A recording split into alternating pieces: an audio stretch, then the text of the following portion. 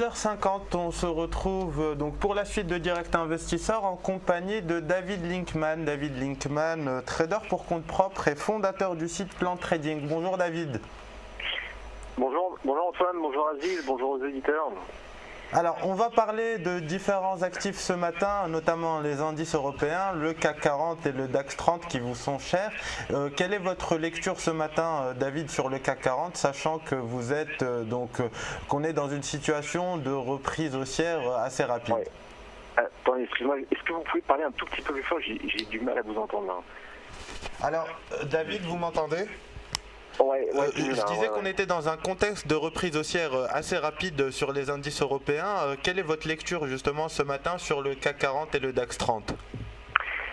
Sur le CAC 40, la même que celle que je vous évoquais la semaine dernière et qui était un petit peu la trame de fond pour les stratégies trading pour 2014. C'est-à-dire qu'on a toujours, si vous voulez, un point pivot qui est aux alentours des 4320 points et à partir duquel vous avez donc des tensions, ce que j'appelle des tensions d'élastique, aussi bien à la hausse qu'à la baisse. À la hausse, ça passe par des anticipations de QE, donc on a eu 4600, 4510 et 4420 points en 2014, et à la baisse, sur des inquiétudes ponctuelles telles que par exemple la baisse du pétrole, les inquiétudes en Russie, etc., qui nous ramènent donc sur le bas du canal aux alentours des 4000 points. Et à chaque fois, donc, parce qu'on n'a pas d'anticipation de risque systémique, à chaque fois, depuis cette zone des 4000, 4040, eh bien, on rebondit sur le niveau des 4300 points. C'est ce qu'on a eu ce matin, on a quasiment testé, on va dire, le niveau des 4300 points qui se confond avec la moyenne mobile à 20 jours à 4290 points. Donc en termes de stratégie, je dirais moyen terme, l'idée c'est tout simplement de jouer, en tout cas pour 2014, c'était la trame de fond, c'était de rechercher des extensions depuis ces 4300 et des forces de rappel par rapport donc à des niveaux d'écart type de 100, 200 voire 300 points en fonction des configurations. Oui, d'accord. Pour 2015, justement, l'idée c'est de viser une sortie de ce canal large. Moi personnellement, je la vise plutôt par le bas, donc 3600 voire même 3000 points. Ça sera bien évidemment. Vous avez un objectif de 3646 si on casse par le bas. 3646 points, oui. voire même 3000 points, considérant, si vous voulez, que, en tout cas, c'est ce que je fonde cette anticipation de scénario baissier sur l'idée que Wall Street consolidera au minimum de 15 à 20%. Et considérant aussi l'idée que lorsque Wall Street tout saute, eh bien, les indices européens, eux, éternuent. C'est-à-dire que lorsqu'on perd 1% aux États-Unis, on perd peut-être 2, voire même 3%. Oui, c'est ça, exactement. C'est-à-dire qu'on sous-performe les indices américains généralement. C'est-à-dire que si Wall Street perd 20, on pourrait perdre 30, voire 40, quoi. Voilà. Ouais. Donc si on anticipe une consolidation de, on va dire même de 10 à 15% pour 2015 pour les indices américains, eh bien, on peut envisager effectivement une baisse de 20, voire même 25% sur les indices européens. Et sur le DAX, alors ? C'est l'idée de fond que je garde en tout cas. Mais bien évidemment, encore une fois, je précise, ça ne se fera que lorsque l'on aura détecté un risque systémique. C'est-à-dire qu'on ne baissera pas tant qu'on n'aura pas d'anticipation et d'intégration du risque systémique. Ça, c'est quelque chose qui nous semble être extrêmement important. Oui, bien sûr. Du côté du DAX, vous avez également une analyse sur cet indice allemand ? Voilà, exactement. Donc là, ce que je vous ai évoqué, c'est l'anticipation moyen terme, en tout cas en 2014. Là, pour aujourd'hui, concrètement, le DAX, lui, évolue au-dessus de la moyenne à 20 jours, donc à 9811 points. L'idée, c'est de viser une reprise vers les 10 000 points, avec donc une première zone d'achat qui est possiblement, donc là, actuellement, 9850, 9860. J'ai invalidé un petit peu cette zone-là pour privilégier plutôt le breakout des 9870 points. Donc au-dessus des 9870, on passe long pour viser donc 9900 et 9950 et après 10 000 points.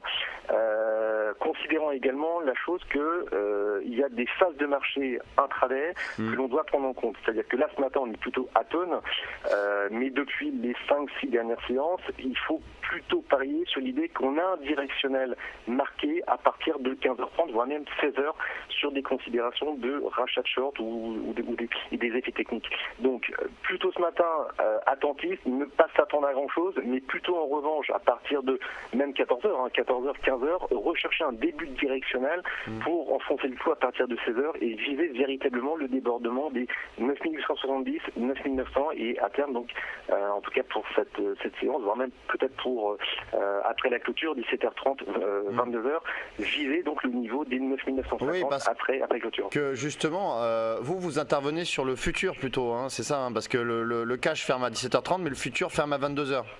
Tout à fait. Voilà. Donc après, en fait, finalement, ce que vous dites, c'est qu'on pourrait accélérer après la clôture européenne pendant la session américaine. Bah, c'est malheureusement ce qu'on a eu. Moi, je dis, j'étais acheteur depuis 3960, 3980.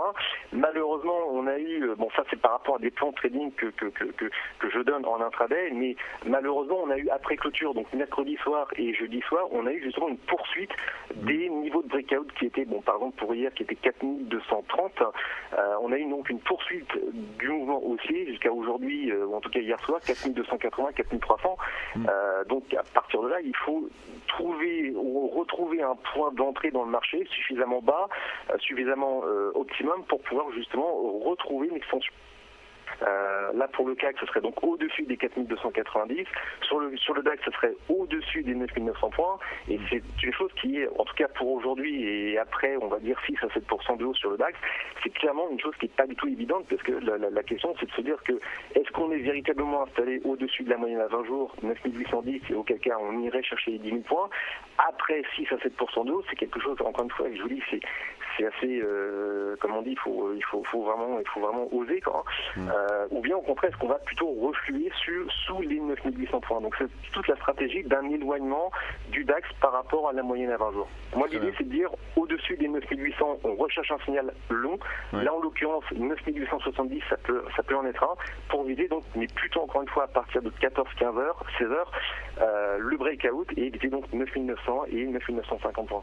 Très bien. Merci beaucoup David Linkman, donc trader et fondateur du site Plan Trading. On vous retrouve donc dans quelques semaines pour de nouvelles analyses. Merci bien. Merci David. On va marquer une courte pause et on se retrouve dans quelques instants pour la suite de Direct Investisseur.